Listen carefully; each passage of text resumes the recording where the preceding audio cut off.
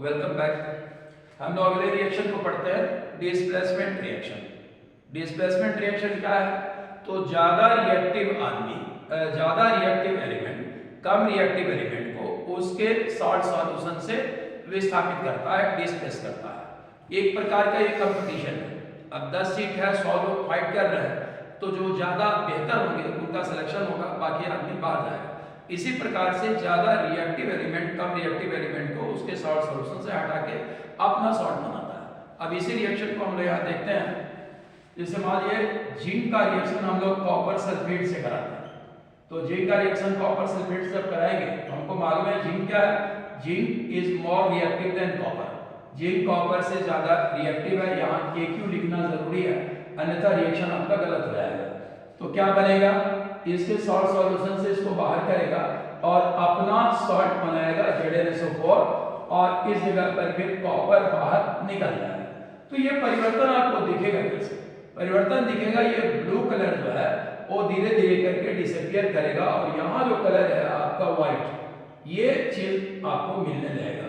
तो जब ये पूरा का पूरा सॉल्यूशन व्हाइट हो जाए तो आप समझिए कि जिंक सल्फेट पूरा बन गया है और कॉपर पूरा का पूरा विस्थापित हो चुका है। ये डिस्प्लेसमेंट रिएक्शन है जिसमें हमने केस मेटल का लिया है।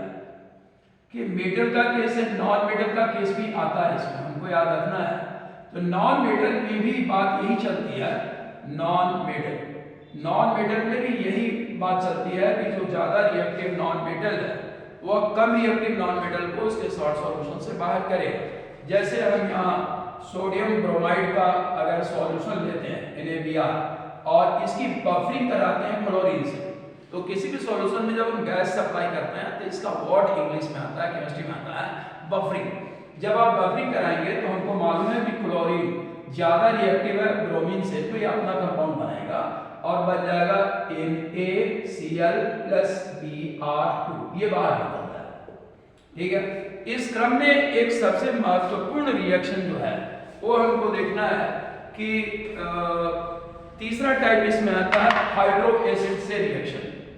तो सी टाइप इसमें जो हम लोग पढ़ेंगे हाइड्रो एसिड से रिएक्शन में, तो जो एलिमेंट हाइड्रोजन से ज्यादा रिएक्टिव है वो हाइड्रोजन को डिस्प्लेस करते हैं एसिड के साथ। अब जैसे रिएक्शन में लोग सिंपली लेते हैं, सोडियम है, अगर CH3COOH से हम रिएक्शन कराएं एसिटिक एसिड से, तो क्या है, हाइड्रोजन से ज्यादा रिएक्टिव है sodium. Sodium is more reactive than hydrogen, तो ये हाइड्रोजन को बाहर निकालेगा और कंपाउंड क्या बन जाएगा, CH3COONA, सोडियम एसीटेट, और ये हाइड्रोजन गैस हमारी बाहर निकल जाएगी। इसी तर्ज पे कई रिएक्शन आप करा सकते हो। Zn + H2SO4, जब ये रिएक्शन चलेगा तो जिंक सल्फेट बनेगा और उसके साथ हाइड्रोजन गैस बाहर की ओर निकल जाएगी। ये रिएक्शन इस पैटर्न पर क्यों हो रहा है? ये रिएक्शन इस पैटर्न पर सिर्फ इसलिए हो रहा है कि मेटल जो है हाइड्रोजन से ज्यादा रिएक्टिव, इसलिए ये केस हो रहा है। अगर कम रिएक्टिव हो तो क्या होगा? तो रिएक्शन होगा नहीं होगा, इसको हमको देखना है, बड़ा इंपॉर्टेंट हिस्सा है इस जगह पे। तो कम रिएक्टिव अगर हो तो क्या होगा, क्या रिएक्शन होगा ही होगा या रिएक्शन नहीं होगा? तो नॉर्मली जो लड़के हैं वो इस कंडीशन में लिख देते हैं नो रिएक्शन। ये नो रिएक्शन का केस हर समय नहीं बनता। जैसे कॉपर है, अगर इसका रिएक्शन हम लोग डाइल्यूट H2SO4 से कराएंगे तो ये नो रिएक्शन, ये बात सही, रिएक्शन नहीं करेगा। ठीक है, और यहाँ एक चीज और देखिए, कॉपर प्लस कॉन्क HNO3 से अगर आप रिएक्शन कराओगे तो ये रिएक्शन नहीं होगा, नो रिएक्शन।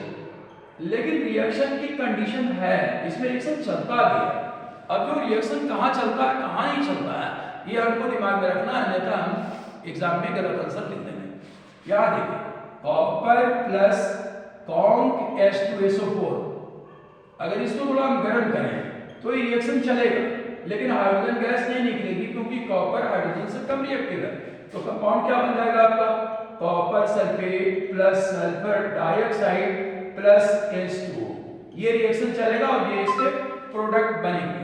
अब हम लोग दूसरा रिएक्शन देखते हैं, कॉपर प्लस डाइल्यूट HNO3।